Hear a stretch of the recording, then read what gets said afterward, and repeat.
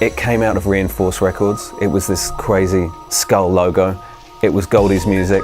It wasn't really clear what it was going to be yet, but I wanted to be part of it. You know, I was obsessed with Reinforced. I was obsessed with Goldie's music. When we put that logo on top of it all, that became the cherry on top. The great thing about Metalheadz, 25 years on, it's still got a very specific sound. It comes from Goldie. There's no two ways about it. Whether Goldie's worked with engineers, he's worked with Rob Payford, he's worked with Full Hero, it's Goldie though. You know what I'm saying? He's got such a unique take on drum and bass.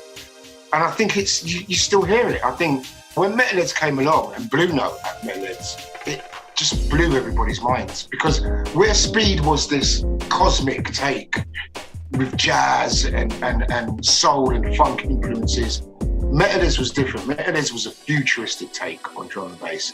I think it's just like 21st century cutting edge music, basically. You know what I mean? It's like tunes that I've known that have gone on that label have just been a few pages ahead of everybody else, really. And obviously, because I've been there from the start of how it evolved from Goldie being with Reinforced and making tunes with Mark Mac and Digo, and then evolving into working with other people.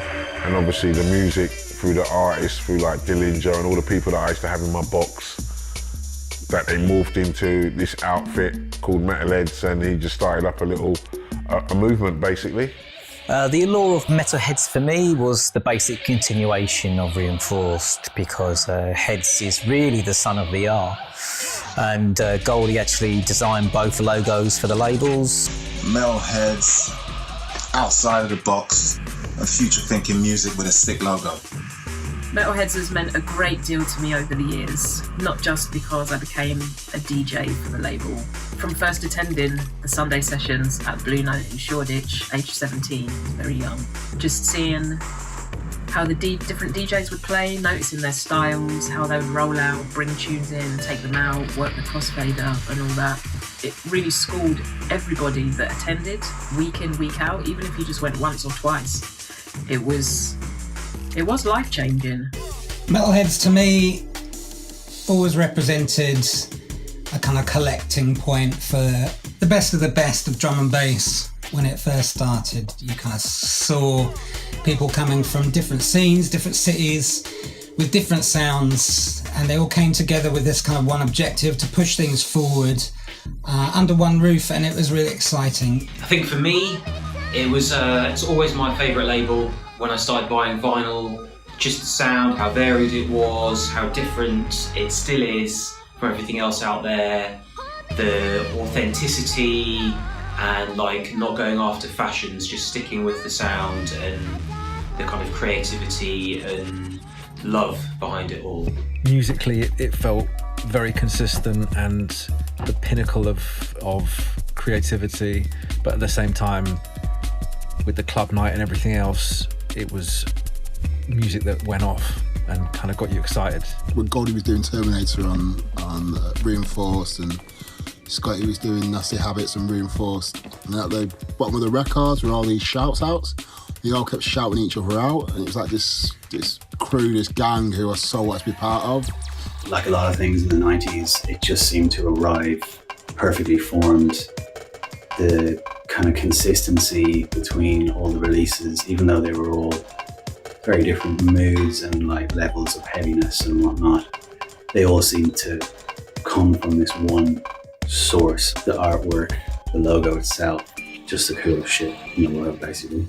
I guess Metalheadz to a lot of people is that 95, 96, like Source Direct and Dillinger, and yeah, they were a big part of that. But when you actually listen to the first 30 or so releases, you know, there's so many different types of drum and bass. That shows me that the guy at the head of Metalheadz is, you know, affected by everything. Real mystical, futuristic, groundbreaking, raw.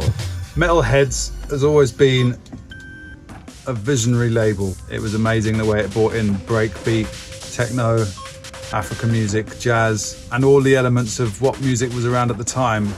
It manifested a whole load of amazing artists like Photek and Dillinger, and it's always been a massive part of my life. It's always, for me, been a standard.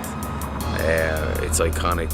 I guess it's just there's a prestige about it, and it's the core of the whole thing, really, isn't it? Like, it's basically a continuation of the Reinforced Records blueprint of amazing breaks, samples, and about different vibes of like jazz and light and dark. It stems back to the Reinforced days and the hardcore days and the early jungle techno sound, really. Metalheadz was like a natural progression. It was one of the first labels that I bought records from in the early mid-90s that consistently released up until now and never strayed from their musical ethos. Yeah, I'd pretty much say the same thing, but I'd also add that like it was the label that got me into the music to begin with, and at the time that and Reinforced were the two labels that kind of stuck out and did stuff that was just different from everyone else. I think Metalheadz has always been on the front line when it comes to pushing musical boundaries. Ever since I first got into it, every time I would see that label on the record, I knew that it was going to be something great before I even listened to it. And they've maintained an excellent level for all these years, and I'm so honored to be a part of it. For me, the allure of Metalheadz is the ability to mix light and dark in the music.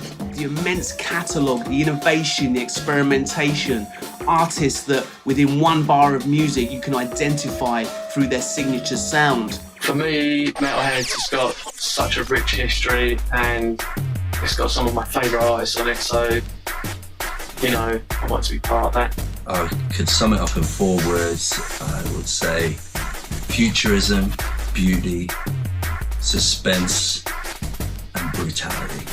Metalheadz for me is simply one of the best labels in electronic music. I think over the years, the attraction of Metalheadz has basically been because the producers were prepared to push the envelope and explore different realms. Never afraid to move off of the central line of what was kind of acceptable in terms of what you heard in music. Metalheadz was always at the forefront and has always been at the forefront. Metalheadz for me is all about the underground sounds, all the atmospherics and the tunes. It's the most pioneering label in drum and bass. It's just a futuristic vibe, as soon as I heard Metalheadz track, the beats, the breaks, the pads, it just killed me. It's about dance floor, big beats, big bass lines, but this combination of that with this concept of art and music. So it's functionality, as in it can smash up a dance, but also it can really make you think and then twist your head up in the headphones. That combination for me is what Metalheadz is all about. The fact that it's always been a forward-thinking label, future music. That's the special thing about Metalheadz Records, is that they encompass the future within them and always sound futuristic. It's the darkness, the threatening, menacing vibe. Metalheadz defined to me at a very early age what drum and bass is about. Like the type of music that kind of makes you shit your pants a little bit. Metalheadz has always had a huge impact in the urban culture. As a clear example of mix of different arts, music and graffiti and the early visual flyers, artworks. They are still a clear example of a very, very strong aesthetic. The allure of Metalheadz for me just comes down to one thing really, and that's family. It's history and continued history making, really. I think it's just a part of the fabric of British culture in some ways, from Blue Note Nights, Goldie, the seminal releases. It's got this place in British history that will always be remembered.